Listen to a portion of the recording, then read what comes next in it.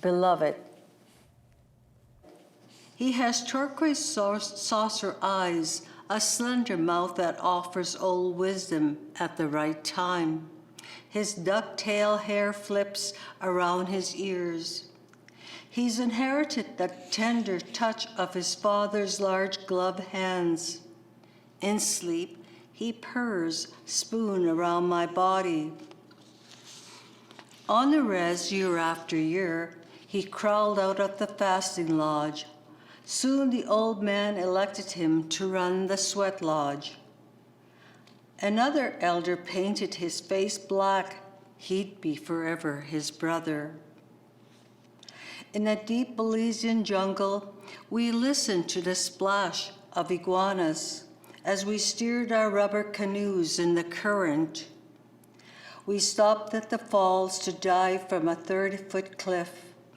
Waiting at the bottom, he encouraged my leap, while my knees trembled. We quietly pitched our tent, feasted and cozied into the darkened forest, not knowing what time it was. We fell into exhausted sleep at 6 p.m. In China and South Korea, he accompanied 6 females, slid down a banister, joined in a dance with an old woman whose radio blared against her ear. On the Great Wall, he extended his hand, hoisted me up the steep steps.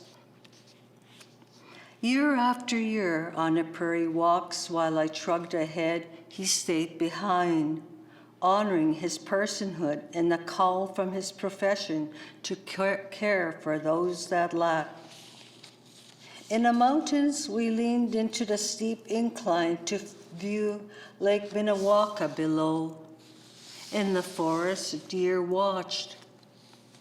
From the Neben Lake and the Churchill River, we lifted, pulled, or hauled our canoe, portaged the sweaty, swampy trails, packing our gear. We camped near the waterfalls. When we left, we got caught in a torrent of rain. Unable to see, we huddled into the hill, tarp covering us. We got caught on a wayward tree, its branches capturing our canoe. He shouted instructions on a fast-flowing river.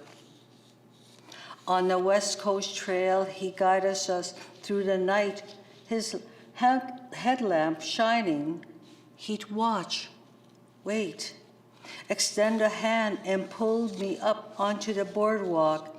He wrapped a tarp around us as we huddled beneath the rain. While I slept, he took watch. Across the Sundance tree, our daughter danced with him. As he released himself, blood ran down his chest. He leaned into me and whispered his love. The old man said, "This man loves you more than life itself."